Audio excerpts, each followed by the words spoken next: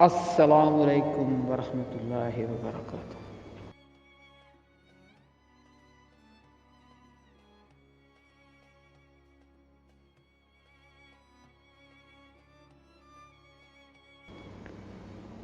واقعہ بنی اسرائیل کے ایک عابد کا جو عبادت کے اعتبار سے اپنی عروج پہ تھا، لیکن ہر انسان کو اپنی دعاؤں میں خاتمہ بالایمان مانگنا ضروری ہے، یہ کیونکہ ایک نعمت ہے۔ موت کی دعا عافیت کے ساتھ مانگنی اللہ سے، یہ ایک نعمت ہے کہ اللہ پاک خاتمہ بالایمان فرما دے۔ بریسیہ نامی وہ شخص تھا بنی اسرائیل کا، عبادت پہ اعتبار سے پورے عروج پہ تھا، کیونکہ وہ آنکھ چپکنے کے برابر بھی گناہ نہیں کرتا تھا۔ اس نے اپنا ایک عبادت خانہ بنا رکھا تھا اور 24 گھنٹے اس عبادت خانے کے اندر رہتا تھا۔ نہ وہ کسی سے بات چیت کرتا تھا، نہ وہ زیادہ وقت باہر گزارتا تھا، یعنی ضروریات زندگی اپنی خریدتا کھاتا، اور وہ اس جنگل میں یا کوئی بستی تھی جہاں پہ وہ اسٹل رہتا تھا۔ تو کیونکہ شیطان کو عابد آدمی اچھا نہیں لگتا، عابد کو گمراہ کرنے کے لیے شیطان کے پاس نورانی طریقے ہیں۔ ایک تو ہے شیطانی طریقے، جیسے عام انسان کے لیے اس کے پاس اس کو گمراہ کرنے کے لیے شیطانی طریقے، لیکن ایک عبادت گزار ہے تو اس کو گمراہ کرنے کے لیے وہ نورانی طریقے اختیار کرتے ہیں۔ پہلے تو وہ شیطانی طریقوں سے آیا، بس ڈالتا رہا، اس بریسیہ آدمی کو تنگ کرنے کی اس نے پوری کوشش کی، یعنی اس کو گمراہ کرنے کی۔ تو وہ آدمی بریسیہ اس کے گفتگو میں آئی نہیں۔ اب شیطان کو پتہ چل گیا کہ یہ آدمی میرے بس کا نہیں ہے۔ اب اس نے نورانی طریقہ اختیار کرنے کا سوچ لیا کہ میں اب اس انسان کو گمراہ کروں گا، یعنی اس کی بندگی سے اس کو ہٹا دوں گا۔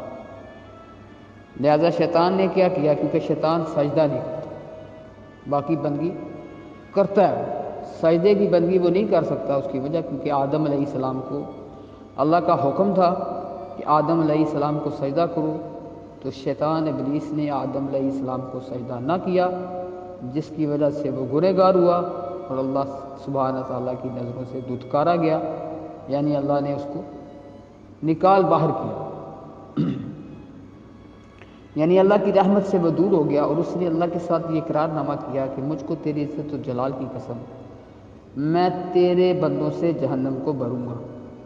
تو اللہ پاک نے فرمایا، جس کا مفہوم ہے کہ مجھ کو میرے عزت و جلال کی قسم، جو میرے بندے ہوں گے جو استغفار کریں گے تو میں ان کو جنتوں سے بھر دوں، یعنی جنت میں ان لوگوں کا داخلہ کروں گا۔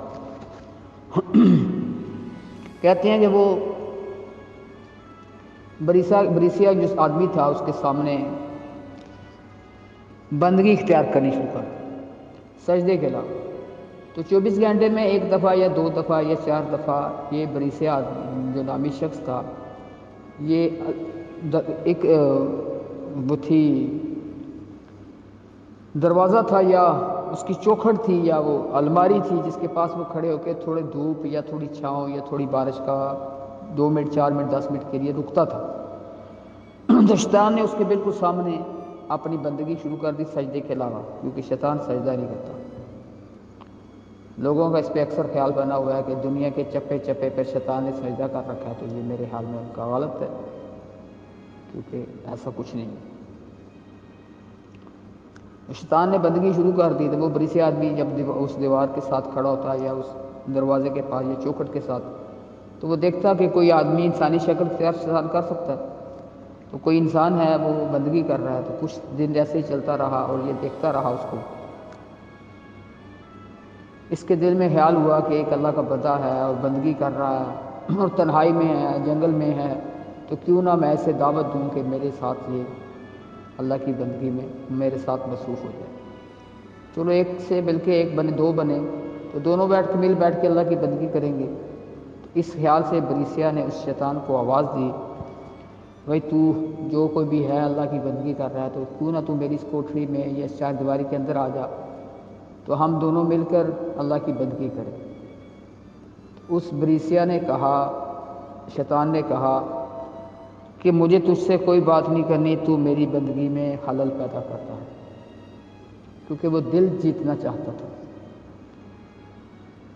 وہ کرتا رہا۔ کچھ دنوں کے بعد بریسیا کو پھر یہ خیال ہوا کہ کیوں نہ یار اس بندے کو بلایا جائے، تو اس کے کہنے سے، مجبور کرنے سے وہ شیطان، ابھی شیطان کا پہلا یعنی وار ہوا، وہ اس آدمی بریسیا کے ساتھ اس چار دیواری کے اندر آ گیا اور اس کے پیچھے کھڑا ہو گیا کہ آپ بزرگ ہو، آپ آگے بندگی کرو، کیونکہ سجدہ تو اس کو کرنا ہی نہیں تھا، تو وہ پیچھے کھڑا ہو گیا۔ تو بندگی کرتے کرتے اس نے بریسیا سے کہا کہ میں بھائی ابھی میرا وقت ختم ہو گیا، مجھے آگے کی منزل کی طرف جانا ہے، تو میں کیوں نہ تمہیں ایک دم سکھا دوں، جو یہ جن جنات کا ہوتا ہے نا، یہ دم سکھا دوں۔ تو اس نے کہا بھائی یہ جنگل ہے، میرے پاس کون انسان آئے گا، مجھے اس کی سیکھنے کی ضرورت نہیں ہے۔ اس شیطان نے مجبور کیا، نہیں آپ سیکھ لو، تو یہ آپ کی زندگی میں کبھی کام آئے گا۔ تو ابھی اس نے سکھا دیا اور اس بنی اسرائیل کے آدمی نے سیکھ لیا، تو وہ شیطان چلا گیا، وہ جا کے کہاں گیا، ایک بادشاہ تھا، اس کی بیٹی کے اندر گیا۔ جسموں کے اندر آنا جانا اس کے لیے کوئی بڑی بات نہیں، انسان کے ساتھ کھیلنا، انسان کو تنگ کرنا، یہ اس کے لیے بڑی بات ہے۔ تو بادشاہ کی بیٹی کے جب وہ اندر گیا تو اس نے اپنا کام دکھانا شروع کر دیا۔ ابھی بادشاہ لوگوں کو بھیج رہے ہیں کہ بیٹی کے ساتھ سیب ہے، کوئی جادو ہے، کوئی جن ہے، کہ کوئی میری بیٹی کا علاج کرے۔ تو وہ شیطان جو تھا وہ بیٹی کے دماغ سے نکل کے باپ کے دماغ میں بھی آیا، لوگوں کے دماغ میں بھی آ کے وہ اپنے وسوسے ڈالتا تھا کہ ایک جنگل میں ایک آدمی ہے جو اس کام کو جانتا ہے، جو آپ کی بیٹی کو دم کرے گا اور بیٹی ٹھیک ہو جائے گی۔ لہذا بادشاہ سلامت، اس وقت کا جو بادشاہ تھا، اس نے اپنے وزیروں کے ساتھ اور اپنی بیٹی کو ساتھ لیا، تو وہ اس جنگل میں آ گیا، وہ اس بریسیا آدمی سے ملا اور اس سے کہا کہ تم ایسا کوئی عمل جانتے ہو جس سے میری بیٹی کا علاج ہو جائے؟ تو اس شخص نے کہا کہ میں تو نہیں جانتا، مجھے تو ایسا کوئی علم نہیں آتا کہ جو میں کروں اور آپ کی بیٹی ٹھیک ہو جائے۔ تو جب وہ بادشاہ جانے لگا تو یہ اس کو خیال آیا کہ نہیں، مجھے ایک آدمی نے ایک کام تو سکھایا تھا، دیکھتے ہیں اگر اس کی بیٹی ٹھیک ہوگی تو ٹھیک ہے، نہ ہو سکی تو کوئی بات نہیں۔ تو اس نے اس کی بیٹی کو دم کیا اور شیطان لگا کے چھلانگ اس کی بیٹی کے جسم سے باہر چلا گیا، بیٹی ٹھیک ہو گئی۔ بادشاہ کا یقین بن گیا کہ ماشاءاللہ بریسیا جو نامی شخص ہے اس کے پاس علم ہے، اس نے کوئی ایسا عمل کیا کہ میری بیٹی ٹھیک ہوگی۔ وہ بادشاہ سلامت اس کو اپنی بیٹی کو لے کے واپس چلا گیا۔ واپس جانے کے بعد کچھ دن بادشاہ اپنے گھر میں رکا، اور بادشاہ، کیونکہ اس وقت بادشاہت کا زمانہ تھا، یعنی لوگ ایک دوسرے کے اوپر حملہ کرتے تھے، جھگڑا ہوتا تھا، ایک جنگ ہوتی تھی، جنگ کے ذریعے حکومت کو چھینا جاتا تھا۔ اس مال غنیمت میں لڑکیاں بھی جاتی تھیں اور مال غنیمت بھی جاتا تھا۔ تو بادشاہ کو خیال ہوا کہ میری بیٹی ہے اور بیمار ہے، اور یہ نہ ہو کہ ہم جنگ ہار جائیں اور میری بیٹی کو کوئی مجھ سے چھین لے۔ تو اس نے اپنے وزیروں کے ساتھ کوئی گفتگو کی۔ اس وقت کے وزیروں نے کہا کہ آپ ایسا کرو کہ اپنی بیٹی کو اسی بریسیا نامی آدمی کے پاس بھیج دو، ہم یہاں جنگ کر لیتے ہیں، جیت ہارنے کے بعد دیکھیں گے کہ کیا کرنا ہے۔ تو اس لڑکی کو یعنی بادشاہ کی بیٹی کو وہ لے کے بریسیا نامی شخص کے پاس چلے گئے، اور بریسیا نے کہا میں تو اس لڑکی کو اپنے گھر میں تو نہیں روک سکتا۔ تو بادشاہ نے کہا کہ ہم ایسا کرتے ہیں کہ آپ کے گھر کے سامنے ایک گھر بنا دیتے ہیں، اور آپ جب اگر میری بیٹی بیمار ہو جائے کسی وقت تو آپ اس کو باہر سے دم کر دیں۔ شیطان کا دوسرا وار کامیاب ہوا۔ ایسے ہی کیا گیا، اس کے لیے گھر بنایا گیا، لمبا چوڑا انہوں نے گھر بنایا، سب ضرورت زندگی ضرورت کا سامان جو تھا اپنی بیٹی کے گھر میں بھی رکھا اور اس بنی اسرائیل کے شخص کے گھر میں بھی رکھا، اور وہ بادشاہ چلا گیا، اپنے بیٹوں کے ساتھ، وزیروں کے ساتھ واپس چلا گیا۔ ابھی شیطان کا زور چل پڑا۔ بریسیا عبادت کرتا تھا اور شیطان زور تو شروع ہو گیا نا، دل میں وسوسے اس کے خیال آنے شروع ہو گئے، بھئی لڑکی ہے تو کیوں نہ میں اس لڑکی کو باہر کی دیوار پہ کھڑے ہو کے کھانا لے کے جاتا تھا، بریسیا بناتا تھا اس کے لیے، عبادت کے جو ٹائم فارغ ہوتے تھے تو کھانا دینے کے لیے جاتا ہوں، کیوں نہ میں اس کو تھوڑا باز یا بیان کر دیا کروں۔ وہ ایسے ہی کرتا، کھانا اس کے گھر کے دروازے کے پاس رکھتا، اس لڑکی کو آواز دیتا اور بیان کرتا۔ کچھ دن ایسے ہی چلا، کچھ دنوں کے بعد اس نے سوچا کہ کیوں نہ میں جو اس لڑکی کو کھانا دینے کے لیے جاتا ہوں کیوں نہ میری بیٹیوں کی طرح میں اس کے گھر کے اندر چلا جاؤں اور دروازے کے پیچھے وہ کھڑی ہو جائے تو اس کو بیان ذرا میری جو آواز ہے اس کے کانوں تک زیادہ پڑے۔ تو ایسا ہی ہوا، وہ آدمی وہ بریسیا چوکھٹ پہ چلا جاتا، چوکھٹ پہ جا کے اس کو بیان کرتا، وہ لڑکی اندر بیان سنتی۔ کچھ دنوں کے بعد شیطان نے کہا بھائی آپ کی بیٹی کی طرح ہے، آپ ایک ہی چارپائی پہ بیٹھ کے بھی اس کو بیان کر سکتے ہو اور کھانا بھی اکٹھے کھا سکتے ہو۔